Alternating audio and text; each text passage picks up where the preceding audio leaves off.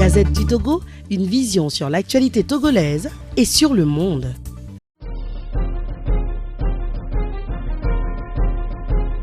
La société civile a un rôle très important à jouer dans le processus de décentralisation au Togo.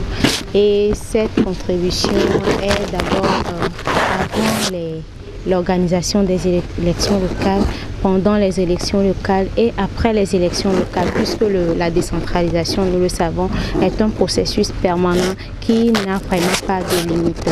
Et donc la société civile ou les organisations de la société civile doivent d'abord, dans un premier temps, renforcer leur propre capacité, doivent pouvoir être des acteurs de force crédibles sur lesquels les organisations, je veux dire les autorités locales peuvent compter dans ce processus.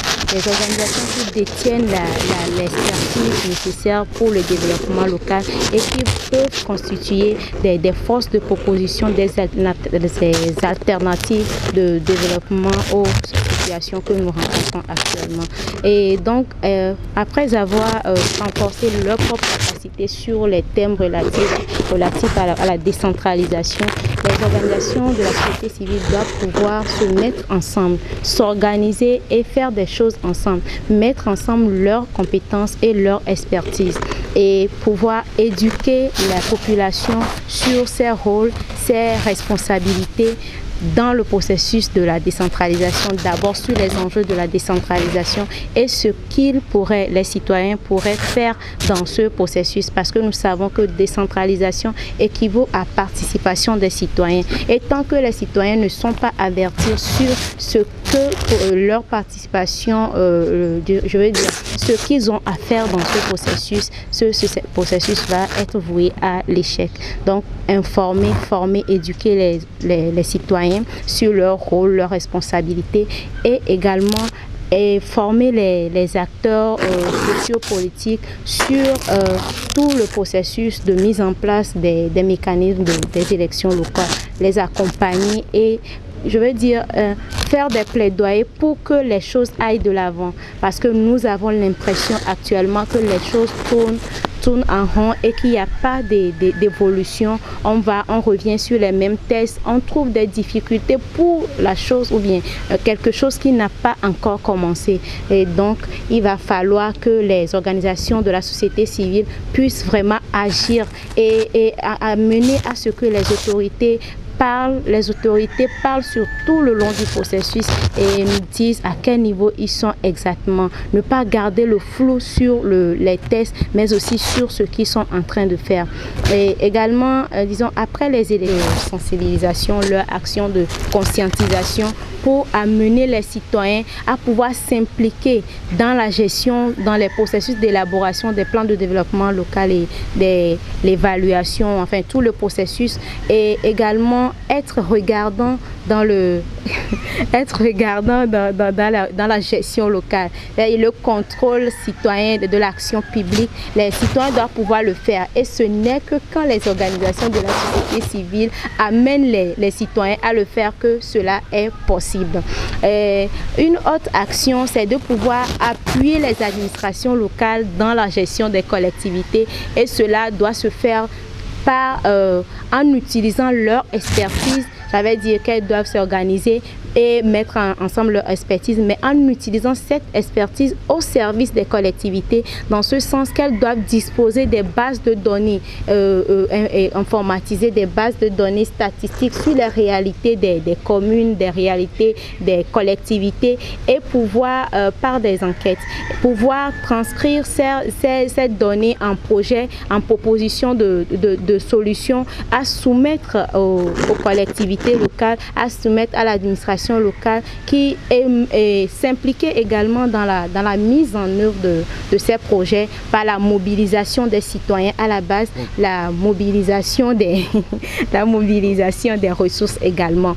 Donc, disons, doit continuer également cette action par l'évaluation et le contrôle et à chaque fois que c'est nécessaire, participer aux prises de décision dans les délibérations, participer à toutes les activités dans le processus, dans la gestion de la collectivité.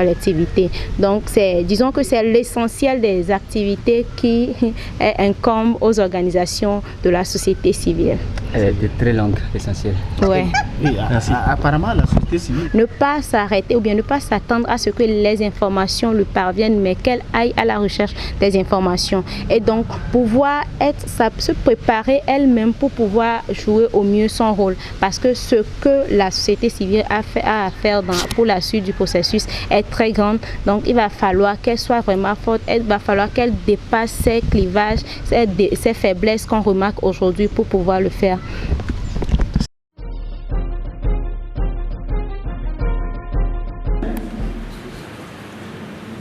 Dans le contexte actuel des délégations spéciales, le contrôle public est mis à mal. Oui, parce que pour aller, pour être en négociation, en échange et dialogue avec quelqu'un, il faut d'abord le reconnaître.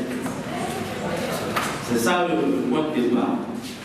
Donc, tous nous savons que les délégations spéciales ont été mises en place en 2001 pour en principe tenir 3 mois, 6 mois maximum, ce qui est des conseils élus. Mais ça fait pratiquement 15 ans, voire 16 ans qu'ils sont là. Et le contexte dans lequel ils ont été, cette délégation, elles ont été mises en place, c'était un contexte où d'abord les gens étaient fatigués du régime RPD. Donc les délégations spéciales semblaient être un prolongement du RPD dans les communes. Du coup, bon nombre n'étaient pas d'accord. Donc en voyant les délégués spéciaux, on les identifie au RPD. Et quand vous ne partagez pas les aspirations du RPD, vous n'êtes pas prêt à aller discuter avec ces gens. Parce qu'ils ont le corps déjà une étiquette. Donc ça fait que la participation est déjà mise à mal.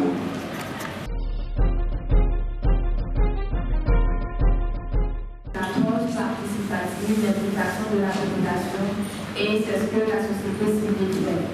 Mais on a remarqué que ça ne va pas tout à fait au bout. On a remarqué que la population, après la sensibilisation, après les séances de sensibilisation, on remarque qu'elle est toujours, qu'elle est toujours ignorante entre eux. Alors, je voudrais savoir pourquoi est-ce que ça ne marche pas, pourquoi est-ce que la population à la base ne comprend pas après les séances de sensibilisation, pourquoi est-ce qu'elle ne comprend pas exactement son rôle, pourquoi est-ce qu'elle ne sait exactement ce qu'elle doit faire, et maintenant, qu'est-ce qu'il faut faire pour innover, qu'est-ce qu'il faut faire pour que cette population à la base puisse facilement comprendre son rôle. Merci.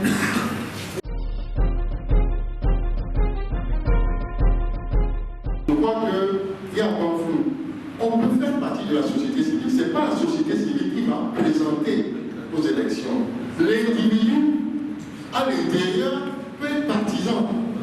Il peut avoir ses options partisanes. Il peut être libre penseur. Il peut être tout ce que vous voulez. Et se présenter comme candidat libre, comme vous l'avez bien développé, mais comme partisan, mais dans son parti. Mais ce n'est pas sa société.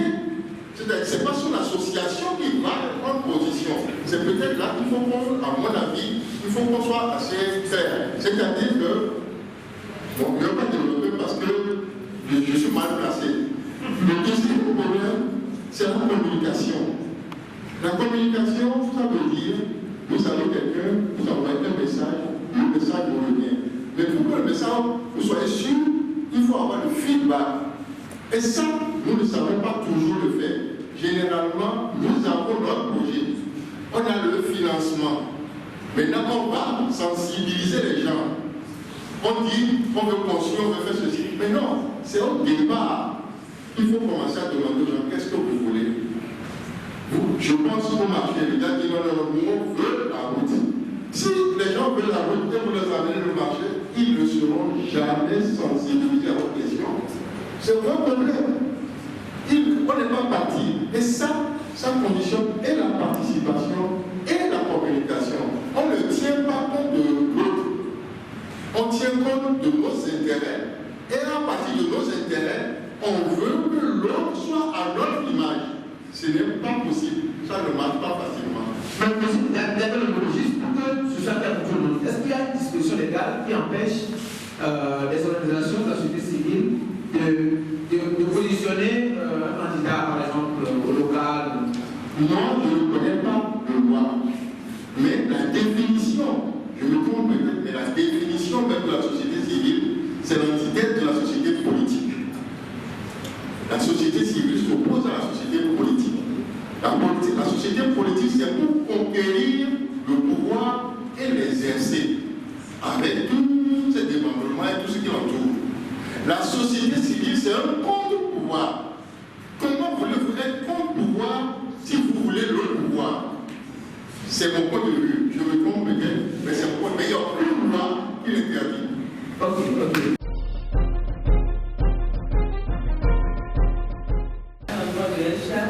Vous avez énuméré quelques rôles que doit jouer la société civile. Les 4 rôles concernant ce que la société civile doit faire. Et vous avez seulement dit que, je crois que ce n'est pas constant, sur l'environnement togolais, ce que vous avez pu constater, c'est la société civile fait. Et la mobilisation sociale et la résolution des actions. Par rapport aux 2 autres là, comme pouvoir et le contrôle des actions sociales, c'est bien public. Est-ce que cela est dû à l'environnement politique de notre pays ou bien c'est dû à notre compétence, la compétence de la société civile? Donc, est-ce que vous avez pu remarquer qu'est-ce qui cause ça par rapport à cette limitation-là, au rôle qui nous revient à jouer?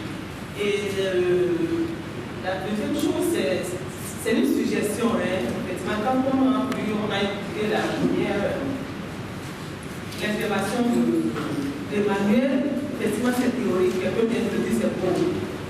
C'est un peu de la théorie.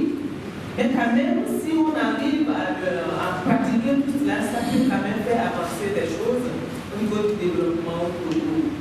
C'est une suggestion par rapport à ce cadre-là que les ONG constituent l'université sociale du Togo. Pensez déjà à organiser des séances de renforcement de capacité. Nous avons compris la dit que nous-mêmes dans cette thématique-là, le budget participatif, la participation même. Ce que cela sous-entend, parce que des fois, ce n'est pas évident. On pense que la participation est là pour le corps seulement, on parle de concertation, de consultation. Est-ce que nous-mêmes nous mettons ça? Donc, c'est le cadre pour nous d'organiser encore des renforcements de capacité. Nous-mêmes, nous incluons ça d'abord. Et déjà, comme on dit, on attend quand même après ouvert la décentralisation, cette élection locale.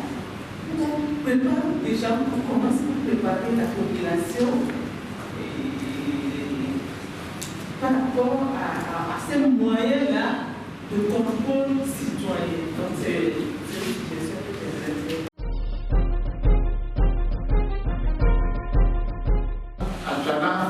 Appel, on a eu des modèles par appel. Donc, merci à appel. Merci aussi à M. Amouzouri de Ifodel. Merci à vous tous qui êtes venus en tant que membres des UST. Je me rappelle en octobre aux UST, on avait retenu une phrase, nous ne lâcherons plus rien. Mais depuis octobre jusqu'à là, il m'a semblé qu'on a déjà... Pour que la décentralisation soit une réalité, M. Johnson l'a déjà dit, on connaît aujourd'hui beaucoup de choses, c'est à nous d'agir. Donc, j'aimerais que nous revenions à la phrase « nous ne lâcherons plus rien » en étant plus concret, actif. Il y a plusieurs sujets dans notre pays sur lesquels on doit prendre position, mais chaque fois on dit bien, chacun est dans son truc. Et on attend jusqu'à quand? Par rapport au calendrier des élections locales aussi, j'aimerais bien le dire, mais par rapport au temps. Et quand le directeur a parlé, quand on était allé voir le ministre de la décentralisation, de l'administration, on lui a posé le même problème. il nous a dit que, première chose, le président a donné une instruction que les élections locales ne peuvent pas être couplées avec les élections législatives. Or, les législatives vont avoir lieu en juillet 2018. Et donc, selon son calcul, les élections locales doivent avoir lieu vers mars 2018. Pour avoir cette élection, première condition, il dit il faut qu'il y ait un test qui crée les communes. Alors, ce test qui dit que le test est élaboré, le test doit être voté, discuté à l'Assemblée, mais ce n'est pas encore fait. On lui a donc demandé quels sont les critères de regroupement des cantons en communes pour que ça ne crée pas de problèmes au plan politique, puisque ces critères ne sont pas discutés par les différents partis politiques. Il a donné une réponse en disant que si on attendait un consensus, il faut encore attendre. Voilà. Donc ça veut dire qu'il y a des choses qu'on doit faire si on ne fait rien, ou bien on aura des élections locales avec une décentralisation. Mais j'ai bien retenu le principe, il ne suffit pas d'avoir la décentralisation, sinon elle serait encore source de conflit. Et moi j'ai peur qu'on le tombe dans ce cas-là. Donc à nous de nous mobiliser pour que la décentralisation soit une décentralisation réussie. C'est même pour ça que l'expert on a mis dans l'application de Rodin à Tchana qu'est-ce qu'il faut pour une décentralisation effective et réussie. Pas seulement effective sur la lettre ou bien au plan politique, mais réussie. Alors donnons-nous les conditions pour avoir une décentralisation réussie. Je pense que nous allons vous envoyer les communications puisqu'on a les tests soit par WhatsApp ou bien soit par mail. Encore une fois, nous disons merci. La Gazette du Togo, une vision sur l'actualité togolaise et sur le monde. Rejoignez-nous sur le www.lagazettedutogo.com ou sur nos comptes Facebook, Twitter et YouTube. Pour tout contact, écrivez à contact@lagazettedutogo.com ou appelez le 92 80 88 53. La Gazette du Togo, c'est l'information en continu.